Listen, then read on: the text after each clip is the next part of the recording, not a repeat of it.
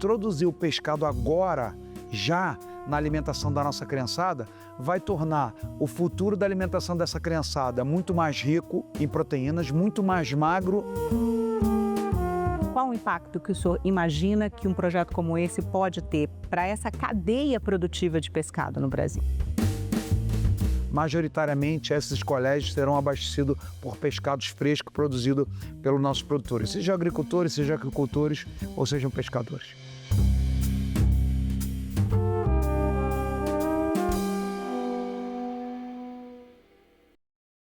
Seja bem-vindo, senador Jorge Seife. Muito obrigada pela presença. Obrigado, Renato, pela oportunidade. Senador, hoje a gente vai conversar sobre um projeto de lei que o senhor apresentou que visa mudar a alimentação escolar em todo o país ao introduzir peixe no cardápio das escolas. O projeto ele tem só um parágrafo e 3 linhas, mas apesar de parecer simples, ele tem um impacto potencial muito grande, né? O senhor pode explicar de forma mais detalhada qual é a sua proposta? Claro. Renata, recentes pesquisas mostram que 31% da população brasileira já está obesa e 68% com sobrepeso. E os números mostram que isso vem escalando ano a ano. A população brasileira, infelizmente, come pouco peixe por ano, aproximadamente de 10 a 12 quilos ao ano. Se compararmos, por exemplo, com os países asiáticos, que são os mais longevos e que comem mais peixe em todo o mundo, eles comem de 50 a 60 quilos por ano. Logicamente que o Brasil tem uma variedade de produção de proteína maior do que esses países. Nós aqui produzimos muito frango, muito bovino, muito suíno. Isso, logicamente, diversifica mais a proteína que o brasileiro consome. No entanto, foi ficando para trás a questão do consumo de peixe, especialmente pelas crianças. E isso nos traz uma preocupação. Você vai nas escolas, é segunda-feira hambúrguer, terça-feira um peito de frango, quarta-feira almôndega e nunca tem o peixe. Além disso, além da questão nutricional, nós sabemos que a proteína do peixe ela é tão rica em proteínas quanto as demais, só que ela tem grandes vantagens em níveis de fósforo, em níveis de proteína e baixo teor de gordura. E quando tem gordura é a ômega, que realmente é um remédio a longo prazo para o coração. Então, vendo essa realidade em todo o Brasil, vendo que nós, o país que tem 8.500 quilômetros de costa, um país que tem os maiores rios do mundo, tem a maior ictiofauna do mundo, ou seja, nós temos a maior biodiversidade quando se fala em espécies de peixes e peixes comestíveis, que nós temos uma aquicultura forte, uma pesca litorânea forte. Por que não incentivar a nossa criançada em todo o Brasil, nas escolas, a comerem peixe pelo menos uma vez por semana? Isso ajudaria não só a questão nutricional, como ajuda pescadores, ajuda aquicultores, a agricultura familiar. E, lógico, pensando a longo prazo, existem pesquisas que ainda não são plenamente comprovadas e às vezes até discutidas, que quem come mais peixe se torna até pessoas mais inteligentes ao longo do tempo. É verdade, já li 2 pesquisas sobre isso fora do Brasil e eu acredito plenamente nisso. Então nós estamos falando de incentivo à agricultura familiar, de incentivo a uma alimentação saudável e incentivo à redução de obesidade no Brasil. São muitas boas vantagens no projeto que a gente propôs aqui no Senado. Senador, o projeto ele foi aprovado na Comissão de Agricultura e Reforma Agrária com uma emenda que retira a obrigatoriedade.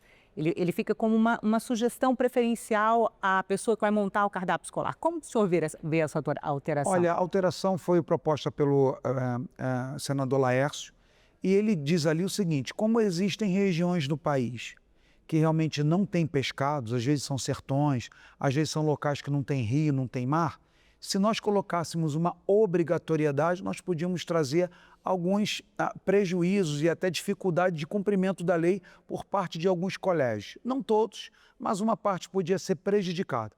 Então ele traz a preferência, né, de se ter pelo menos o pescado e ele, mais do que isso, além disso, ele pede para que as regionalidades sejam respeitadas. Você há pouco me falou que você é uma amazônida. Então existem pescados no Amazonas que não tem, por exemplo, na minha Santa Catarina. Então não adianta eu, por exemplo, querer colocar sardinha lá no Amazonas e querer colocar pirarucu lá em Santa Catarina. Então, acho que a emenda mais importante, além da sensibilidade do senador Laércio, de realmente ter se preocupado em regiões que existe escassez de pescado, mas esse respeito à regionalidade, eu acho que ele abrilhantou ainda mais o projeto. Senador, no projeto, o senhor diz que o consumo médio de peixe no Brasil é de cerca de 9 quilos por habitante ao ano, enquanto a média mundial é de 20 quilos. O senhor foi secretário da Pesca do governo Bolsonaro e conhece bem o tema, né? Quais são os fatores que contribuem para essa baixa média de consumo de pescado no Brasil? Renata, a primeira questão é que o Brasil é produtor de outras grandes proteínas. Se você viajar todo o mundo, alguns países têm suas vocações. Tem país que é super produtor de pescado, tem outros países que são super produtor de aves, tem outros países que são super produtores de suínos. O Brasil, devido a esse tamanho continental, a nosso clima tropical predominantemente, o nosso agro, que é o nosso orgulho, então nós temos muito mais opções. E acaba que, por nós sempre termos deixado um pouco a pesca de lado, a pesca nunca foi uma prioridade, por exemplo, aqui no Congresso Nacional. Então nós deixamos de praticar boas políticas públicas e até incentivar esse setor. Acabou que as outras proteínas ganharam um protagonismo muito maior do que a do pescado. Produzimos peixe? Produzimos. Acho que a primeira secretaria, o Ministério da Pesca Nacional, foi criada ainda já no século XXI. É verdade, né? É verdade. Inclusive, a pesca era um tema que não tinha pasta, não tinha secretaria, não tinha ministério. Isso é muito recente. Então, nós precisamos fazer políticas públicas que incentivemos a criançada e, na verdade, toda a população a, pelo menos uma vez por semana, ter aquele comfort food, ou seja, ter aquele gosto pelo pescado, que hoje a criançada não tem, não conhece peixe, e também pensando em todos esses fatores que nós já abordamos anteriormente. O senhor disse que a emenda do senador Laércio enriqueceu o projeto, né? E a partir de agora ele fala sobre o respeito à diversidade cultural. Como a gente faz como gestor de escola que vai introduzir o pescado na alimentação escolar para lidar com famílias, porque tem muita gente no Brasil que come peixe uma vez por ano só na Semana Santa. É verdade. Né? É uma mudança cultural muito grande, né? O que é possível fazer nesse sentido para amenizar esse processo? Na verdade, o projeto visa corrigir essa anomalia. Se a criançada não come pelo menos uma vez por semana uma tilápia, uma sardinha, um pirarucu, um tambaqui, né? Uma trilha, enfim, um pargo, eles jamais no futuro serão consumidores de pescados, que nós temos um gosto alimentar muito produzido durante a nossa infância.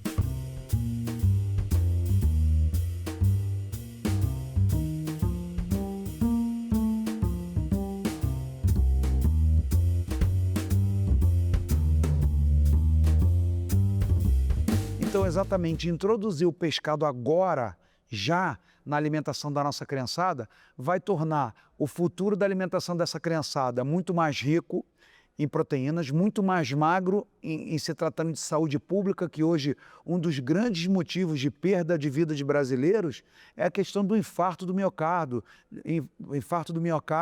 da hipertensão arterial, que são doenças principalmente ligadas à obesidade. Então, o peixe, verdadeiramente, consumir peixe significa mais saúde para a nossa população, menos problemas cardíacos e menos custos com a saúde pública. É um jogo de ganha introduzir pescado na alimentação das nossas crianças. Senador, mas e quando a gente enfrenta a resistência? Como que faz? Veja, o projeto, inclusive, por isso que eu digo que a emenda do senador Laércio, ela enriquece, que nós pedimos para que dê preferência, ou seja, se incluam pescado. As regiões que não puderem, ok, mas eu tenho certeza que com esses argumentos amplamente difundidos nós teremos êxito. E eu vou te dar 2 exemplos exitosos. O senador Confúcio Moura disse que uma lei estadual nesse mesmo sentido foi aprovado lá em Rondônia, sucesso absoluto. Da mesma forma, Mato Grosso, Paraná, já existem leis estaduais, outras leis né? semelhantes e foram implementadas com sucesso. E também aqui no DF o senador Exalci Lucas também fez. E olha que nós estamos no Distrito Federal, né? Nós estamos aqui no meio do nosso centro-oeste, que às vezes tem dificuldade de pescados. Por exemplo, aqui em Brasília, onde se pesca peixe, senão no Lago Paranoá? Majoritariamente vem pescados do Goiás, que também majoritariamente da aquicultura, especialmente tilápia. Então, eu não vejo que tenhamos resistências, eu vejo que teremos grandes adesões, porque, na verdade, não é uma medida inovadora. Como os estados já têm implementado, têm dado certo, por que não nacionalmente? Especialmente o Nordeste e o Norte consomem pescados demais. Eu tenho certeza que os pais e os alunos vão aderir com sucesso, assim como foram em outros estados da federação. Senador, e como os gestores municipais e estaduais podem lidar com o desafio de abastecimento e custos, especialmente nessas regiões que são distantes do mar ou que não têm um rio importante próximo? Olha, a nossa produção da aquicultura, que é o pescado de cultivo, né, majoritariamente tilápia e tambaqui, tem sido diversificado em todo o Brasil. Por exemplo, em Santa Catarina nós temos até outras espécies como carpa, isso também em toda a parte do Brasil.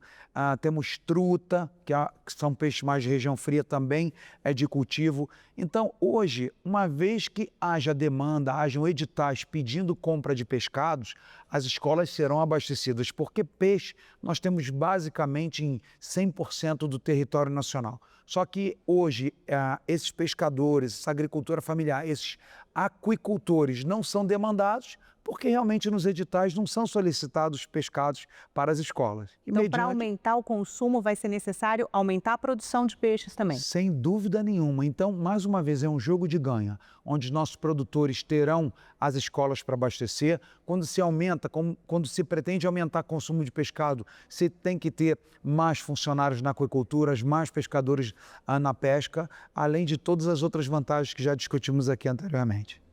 Desde 2009, a legislação estabelece que pelo menos 30% do orçamento anual da alimentação escolar seja investido na compra direta de alimentos de pequenos produtores, incluindo comunidades tradicionais.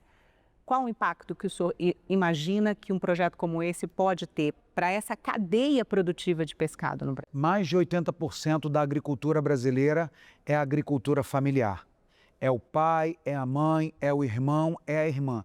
Então, esses produtores muitas vezes têm policultivos. Ele cultiva uma mandioca, ele cultiva um peixinho, às vezes só para consumo próprio, e ele faz o pluricultivo.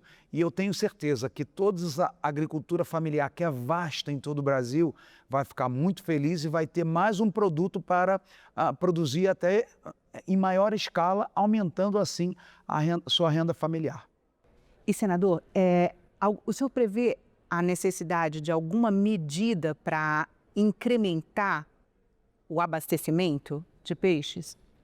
Veja, eu entendo que o Brasil já é autossuficiente, né, na produção de pescados. E, mais uma vez, quando se respeita a regionalidade, quando se respeita os pescados nativos de cada região, seja de rio, seja de mar, seja de cultivo, nós não fazemos dificuldade na implementação dessa lei que eu tenho certeza que será aprovada. Ao contrário, fomentaremos o consumo do peixe, que no final, ao fim e ao cabo, é o nosso objetivo. Especialmente, saiu agora, há poucos dias, esses números sobre obesidade no Brasil. E a obesidade, nós somos o que nós consumimos, nós somos o que nós comemos. Quando nós comemos muita fritura, muita gordura animal, quando comemos carnes gordas, quando não temos esse cuidado, realmente o nosso futuro, o futuro da nossa saúde, dos nossos filhos, está comprometido. E o peixe, e eu sou testemunha viva, que eu como pelo menos de 2 a 3 vezes peixe por semana desde garoto. Minha família é muito ligada a isso, meus pais ainda trabalham com essa parte de pesca lá em Santa Catarina. Meu primeiro emprego aos 12 anos de idade foi na peixaria da nossa família, então eu conheço bem isso. Então, assim como eu tenho paixão, tenho desejo, eu acordo, que pode parecer estranho, Renato, mas às vezes eu acordo, poxa, que vontade de comer uma sardinha, poxa, que vontade de comer um robalo, que não é natural isso para os brasileiros. Talvez a maioria de nós brasileiros acorde falando, eu quero comer hoje um frango assado, eu quero comer hoje, poxa, um contrafilé. Por quê? Justamente porque não tiveram a minha experiência de comer mais vezes pescados na semana. Comer uma corvina, comer um ensopado de peixe, comer como nós falávamos antes, uma moqueca, tudo isso, né, que o projeto não prevê o tipo de preparação, mas prevê que nutricionistas poderão sugerir cardápios justamente respeitando a regionalidade. Então eu tenho certeza, Renata, vai ser uma medida muito importante para a questão nutricional da nossa criançada. Senador, mas para fomentar essa produção, vai ser preciso alguma interferência na logística atual? Não acredito, porque todas as regiões... A logística atual de armazenagem, produção, ela é capaz de suprir a demanda de incluir pescado na alimentação escolar uma vez por semana? Eu não tenho dúvida, inclusive, majoritariamente será peixe fresco, porque tanto pescadores artesanais quanto agricultores familiares, aquicultores, vão ter oportunidade de retirar o peixe do mar, retirar o peixe do tanque, retirar o peixe do giz, colocar uma camada de gelo, que já é uma matéria-prima para conservar o peixe em todo o Brasil, e vai entregar o peixe fresquinho para os nossos alunos. Porque nós temos a cultura do peixe fresco, até pelas dificuldades de refrigeração, de freezers, enfim, a cadeia de armazenagem. Eu creio sim que nós temos estrutura, apesar de já termos em algumas regiões do país essa questão de refrigeração, de logística, de freezers, de pescados congelados, majoritariamente esses colégios serão abastecidos por pescados frescos produzidos pelos nossos produtores, seja agricultores, seja aquicultores ou sejam pescadores. E qual é a importância que o senhor acredita que tem envolver pequenos produtores, aquicultores, pequenos pescadores nesse processo? Imagina quantas escolas públicas nós temos no Brasil. Escolas municipais, escolas estaduais, escolas federais.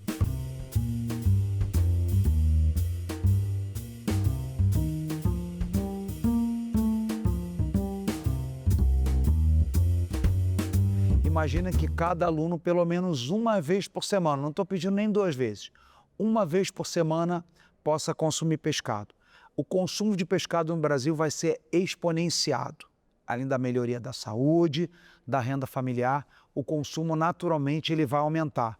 De uma forma que não dá para nós mensurarmos, teríamos que fazer muitas contas.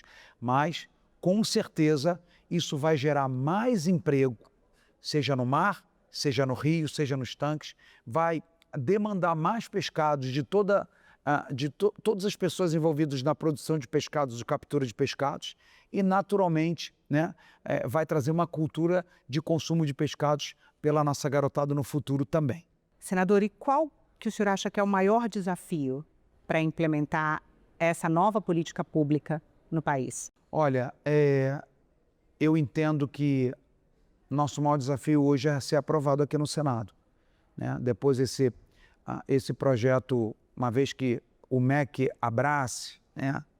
Uma vez que os diretores de escola entendam, e estão muito cientes, porque são educadores, entendam da necessidade das nossas crianças comerem melhor, comerem menos gordura, comer proteínas leves que nutram, mas não engordem, ou não entupam as vias do coração, de forma grotescamente falando, né?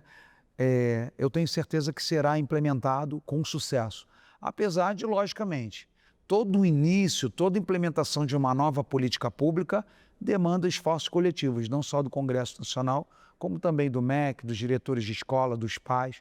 E eu tenho certeza que, como nós já temos exemplos de sucesso em outras partes do Brasil, não será difícil de nós implementarmos. E, lógico, o agricultor familiar vai agradecer, o pescador vai agradecer, o aquicultor vai agradecer, porque a demanda de pescados vai crescer realmente exponencialmente. O senhor não sentiu falta no projeto de ter uma abordagem também do ponto de vista da educação dos... Alimentar?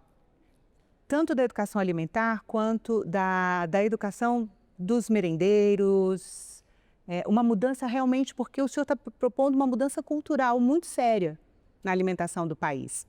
Renata, na verdade... Pelo menos para algumas regiões. Na verdade, nós não podemos treinar merendeiros ou falar com toda essa cadeia de pessoas sem ter uma lei aprovada. As coisas têm ordem. Primeiro a gente aprova a lei. Depois, com a ajuda dos nutricionistas, que está inclusive no projeto, isso vai ser algo natural, orgânico. Isso vai ocorrer de forma natural. porque uma vez que é nutricionista, então ele tem experiência com todo tipo de proteína. Simplesmente vai adequar a regionalidade, né? Lá no Amazonas de uma forma, no Rio Grande do Sul de outra, no Rio de Janeiro de outra, respeitando a regionalidade. Mas creio sim que vai ser as merendeiras, as pessoas que colocam a mão na massa, que fazem o arroz, o feijão, o purê de batata, também vão ser preparadas e orientadas por esses nutricionistas que já fazem trabalho nas escolas em todo o Brasil, também de implementar o pescado. O senhor imagina a necessidade de um período de transição depois de o projeto aprovado e a lei sancionada? Como nós não temos a princípio, o meu projeto previa obrigatoriedade. Depois o senador Laércio, com sabedoria, flexibilizou que se tenha prioridade. Então, quando não é obrigatório, realmente já naturalmente teremos aí uma flexibilidade para a adaptação das escolas, buscar fornecedores, entender como funciona, buscar receitas.